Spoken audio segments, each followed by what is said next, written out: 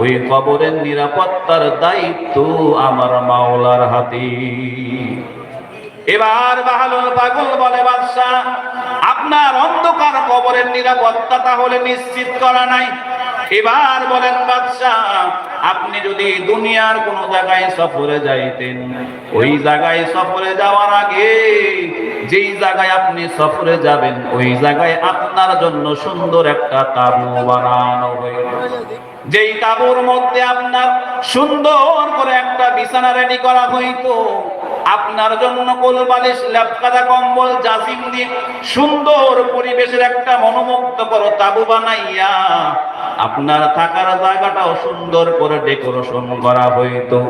ওরে বাদশাহ, আপনি যে পরকালের সফরে যাইবেন, অন্ধকার কবরের মধ্যে যাইবেন, ওই কবরের মধ্যে আপনার বিছানা পত্র রেডি করা হয়েছে কিনা? বাদশাহ চোখের পানি ফেলাইয়া কান্না করে আর বলে, বাহালুল রে, দুনিয়ার সফরের ডেকোরেশনের দায়িত্ব আমি বাদশার হাতে থাকলেও অন্ধকার কবরের ডেকোরেশনের দায়িত্ব আমার হাতে নাই।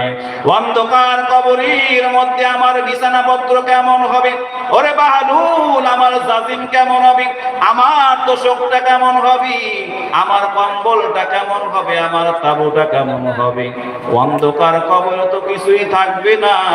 ডানে তাকাবো